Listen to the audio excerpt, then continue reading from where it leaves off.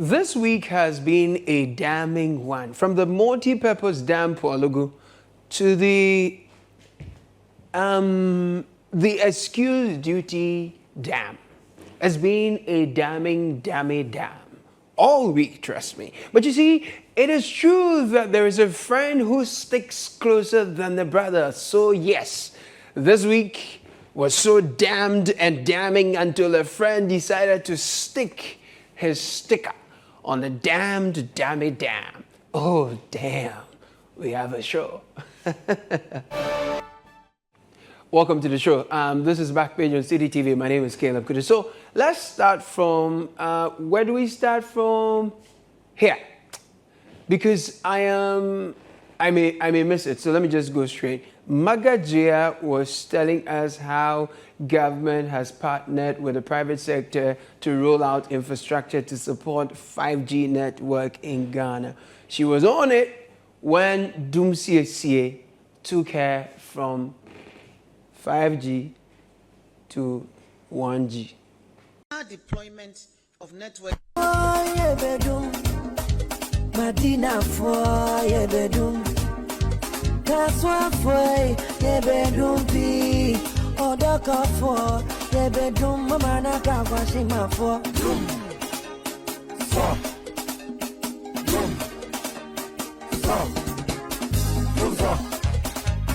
You see, this one, if some humility had prevailed earlier and the Dumsor timetable was shared, and Magajia Fati would have said, oh, let's postpone the press conference till we have light, or to a day we will have light. Or, oh, guys, buy diesel and put it down because the Dumsor will catch us on the day we are doing 5G. But humility did not prevail. Now look at the humiliation you people have put Magajia through. But the 5G thing is solid. I think it should work and it will be great. Yeah? Is it nice what you people did to Magajia, by the way? Is it normal thing? No, I'm hoping that, honestly, the private sector people who are partnering with us to roll out this 5G infrastructure, they won't start, wondering if we have enough power for them to roll out the infrastructure needed for the thing, you understand? But yeah, I like it. It's great. Cool. Let's do it. All the best, guys. We need it.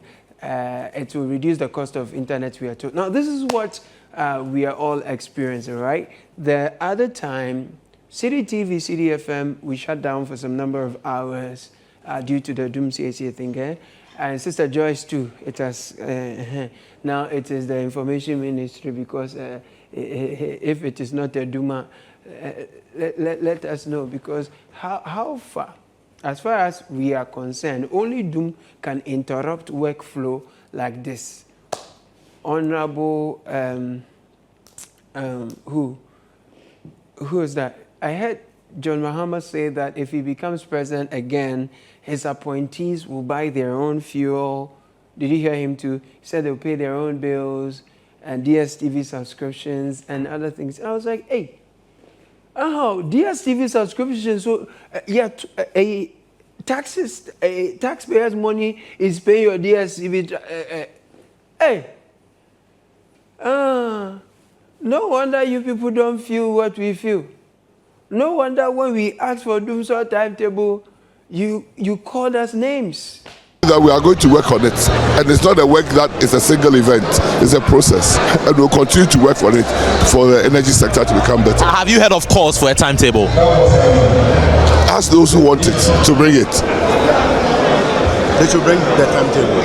If there is, I haven't seen any timetable. So when people are calling for it, say bring a timetable, what do you mean? The ECG says that there is no timetable coming. Why do you want to bring a timetable? What purpose?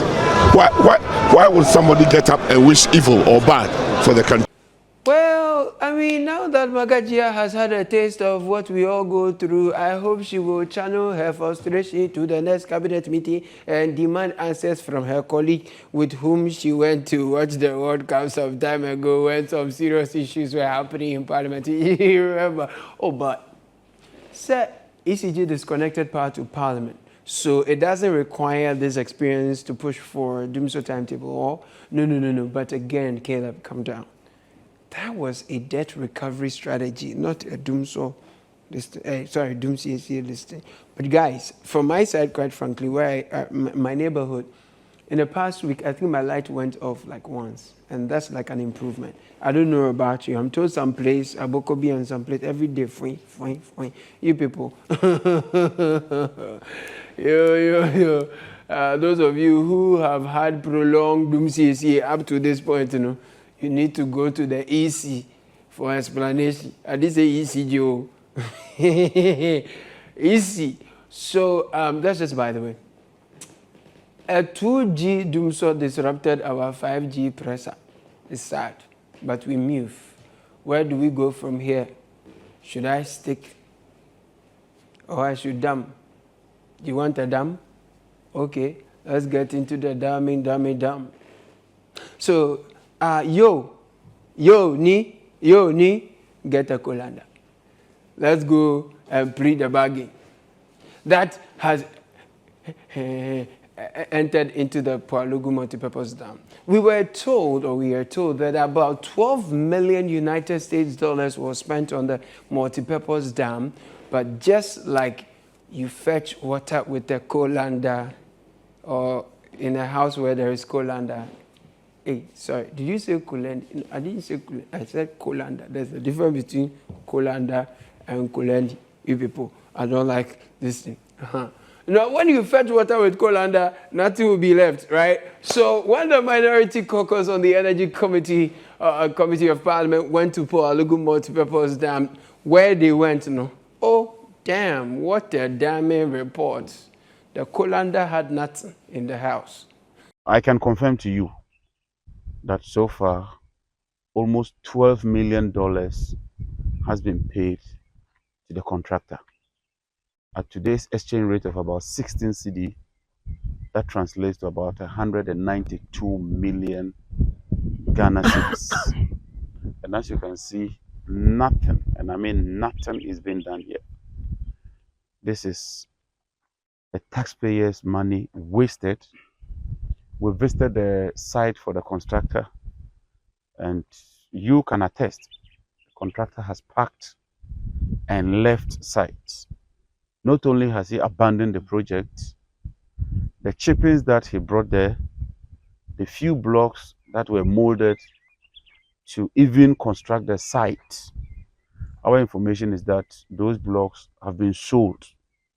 The chippings has equally been sold, and so the taxpayers' money has gone down the drain. Wait, they paid the contractor $12 million for no work done? This is damning, isn't it? Well, it was very alarming to first hear from the Public Accounts Committee when the BOG governor was asked about the payment. He said the Controller and Accountant General guy should answer because onim hoshe, as it were. And the man to say, blah, we just take instruction from BOG and the Finance Ministry for no until Page 23. Somewhere you will see final payment for construction of the Pugu irrigation project. Yes. Pugu irrigation project, final payment. 2-3. At the top there you see the last but one. Final payment for the construction of the Pugu irrigation project. The question is, I thought probably before payments are made, contractors present certificates. Because when you get to Pugu, there's nothing there. There's no even a pole. There's no even a signboard. And if the contractor is taking $11 million, there's nothing. There is no even a what do we call it? Like a container. You can't even see the project site. So what certificate was presented before this money was paid? That's my question. Oh. The sun there was at all. There's no even sun on the site. You can't even identify the site. Let him answer. So I want to know how that money was paid. Yes, he will answer. If the amount you are referring to was paid in 2021. They are not 2022. And the auditors would have to tell us because they must have cited their documentations before they wrote this report. The Auditor General, yeah. So maybe they can explain. Okay, so here's the thing. At the Public Accounts Committee, they made us understand that the $11.9 million or $12 million, if you like, was final payment for the Pugu multipurpose dam. Now, that was super damning. But there was a plea bargain from the Ghana Irrigation Development Authority, Jeddah. They said we should relax. 12 million no krano is just a drop in the ocean. Basically, the project is almost like $1 billion US, okay? And the 12 million is just a 12% payment for what's supposed to be given to the contractor for what they call mobilization, setting up, doing preliminary paper and technical work. So for all that, yeah, $12 million. Yes, please, yeah, $12 million. They then shared, these photos, some photos, to say that, yeah, the contractor has done some work, the road network was fixed, the campsite was in place, and some technical ways, say all of that. But the Bongo MP, if you remember him, well, Edward Bauer, and Yves Anzenote, ladies and gentlemen, well, they were among some of the MPs who fought their hearts out in Parliament. You remember, right? Yeah, Edward Bauer says the road to the Jeddah, the road that Jeddah is talking about, it's a donkey path now. We wanted to even talk to the indigenous. Maybe possibly there was something that was done in a particular area that we may not have known. And nothing. And that's why I indicated that we just had some few blocks that were there. There were about 150, 200 that was there. And then heap of chippings. And indeed, the chief of the area had indicated that those two, that's the chippings and the blocks, had been sold to a private person. And the people had left.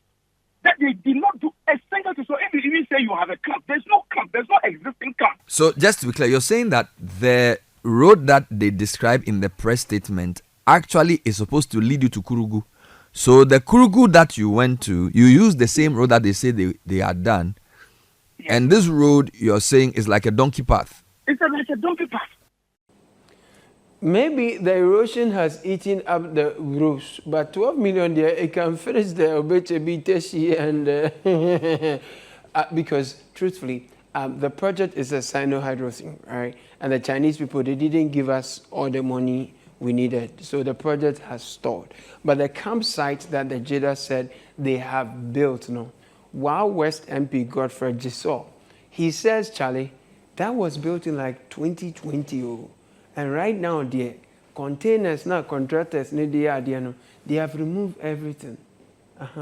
So, there is no shadow of the campsite which chopped part of the $12 million. We even issued statements thereafter to call on government to speed up disbursements of money to these contractors to be able to execute the project. Otherwise, delays means that gains that these contractors have made at implementation will be eroded, and that means that the project will keep stalling. So we actually added our voice on the need to make timely disbursements of money. But you see, what Edward Bauer and his team went to see now is the same site. But what we are seeing now is that the containers had actually disappeared, and this is rational. No contractor will leave his containers and take and go to construct new containers in another site of his next project. They don't do that. They carry their camps away. So as we speak, the current state of the project is that the camp doesn't exist anymore. What you see is relics of a camp that existed. Last, you don't cast. Yeah, so that's the story of the Pugu multi-purpose dam, which is supposed to have a solar power system and hydropower system, and then also irrigation dam somewhere to serve as flood mitigation measure. Just a multi-purpose to improve and enhance the economy of northern Ghana. The other dam is not up north, though. It is down south. This dam, Well, first, it has Jakpa, literally. This damn me has Jakpa, literally. And second, this damn me, it loves colander. And then it deals, it deals in a school's duty. Understand? Attorney General, you are asking somebody who is before court for what you claim to be one crime to go and commit another one, to come and deceive the court. You can bring one medical excuse next week. Okay. Just, okay, fine. If you bring a medical excuse next week. I think you. How can I bring a medical excuse? No, you are saying that I should bring a medical excuse next week. You can if you want. But brother, you want this woman to issue bench warrant for me again? Right. Now, many people say that as for this dam, man, this dam is brilliant. This dam has done well, but this dam is truly damning, and it requires multi-purpose discipline to dam it well. However, for Ansa Asari, he believes fellow Ghanaians lacks the kahunas to dam this dam. Somebody's maid or house help steals millions of dollars, and then a court of law will order that the stolen money should be returned. Where look, if with the greatest respect, if we were practicing real democracy, we will not be in this discussion. Dami would have resigned, and that would be it. So you don't think the president can fire him? So the only option left is for him to quit. I dare the president to fire him. He will be a man to fire him. I'm telling you that he doesn't have the political will to do that. Let's dam indeed. This dam has got a few well-meaning people talking. Yeah. It's an unfortunate situation where the Attorney General has plunged himself into an embarrassment for not only for himself personally, but for the office of the Attorney General, because there are a number of situations where what is captured on the tape indicates violations of the ethics of the profession, and which may even go into the realm of violations of criminal law.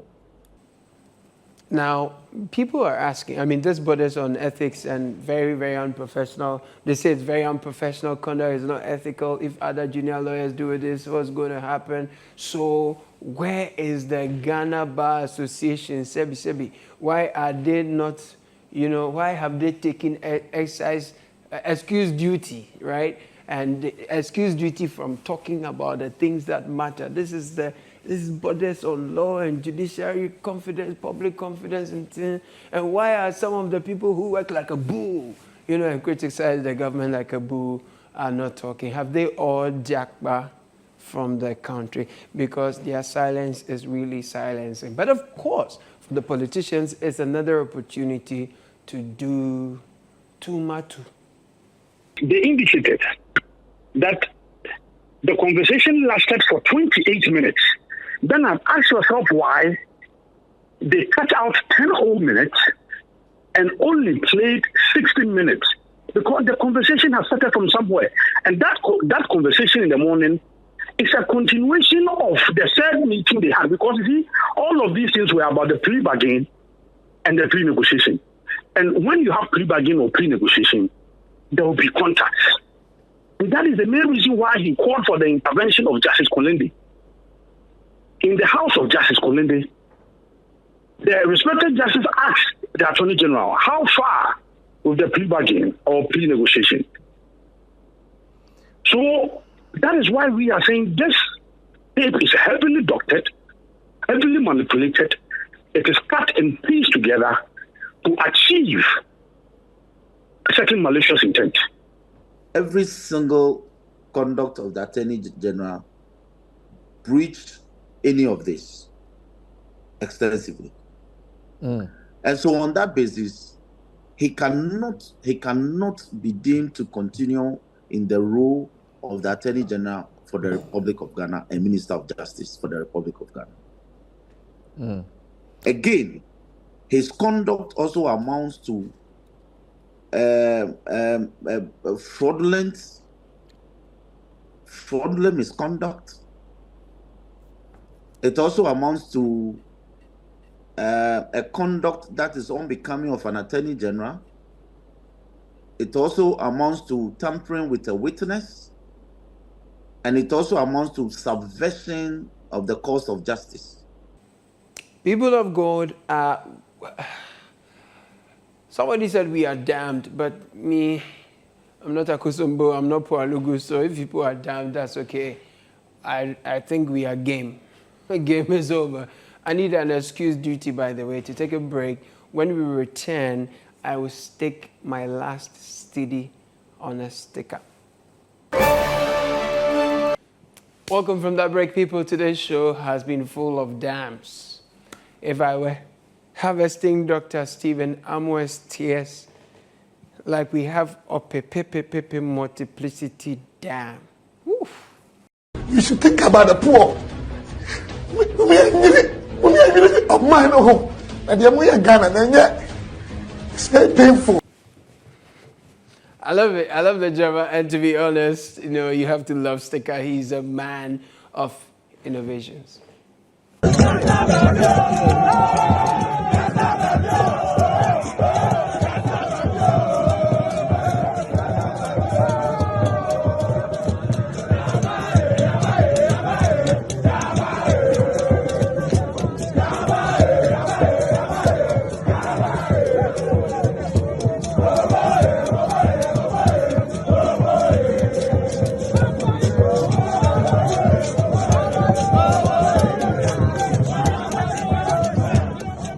And of course, the guy is a man of inspirations.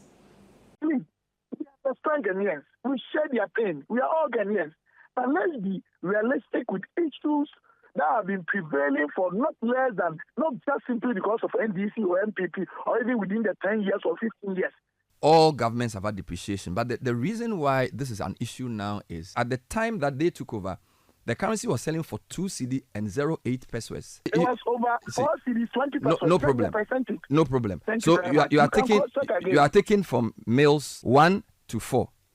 You have taken us from 4 to 16. The man you are saying will solve the cedi problem is the one who told us that if the fundamentals are weak, the currency will expose you. That's number one. Number two, he blamed the depreciation at the time on mismanagement. Why shouldn't we blame this depreciation on mismanagement? And number two, is the weakness of the fundamentals not being exposed by where we are close to 16 cedis to the dollar? That's the question. I'm surprised that all the things I'm raising as a country will help us, not even trying to do politics with it. Last, Sticker is a national treasure who knows how to entertain the Republic in times of distress. Abayasi Suku Day been sida 75% completion. Ewo Kumasia and akrepesu osua sunitwa osua ha yesi even Chinese movie kura na ebe yibi enkraba hu e friend Ghana Chinese utin say omusua ho ade anim dia Kumasi ye ni nyina.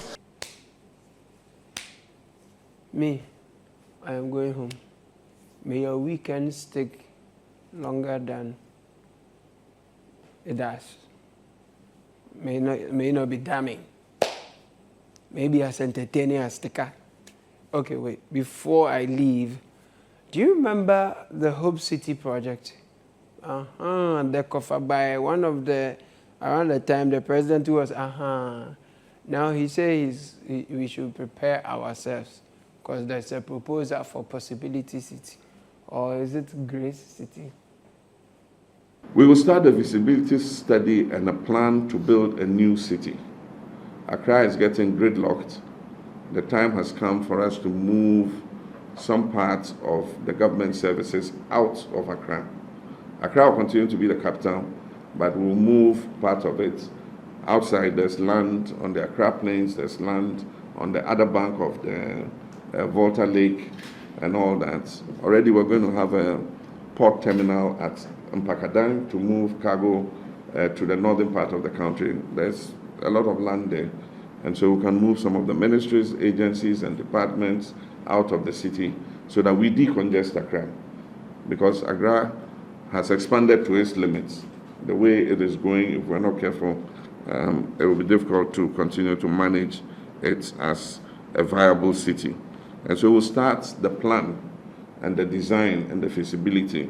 I believe that this will be a project that will take maybe 20 years to fulfill, but we need to start somewhere. And so we'll start, others will come and continue from where we leave off.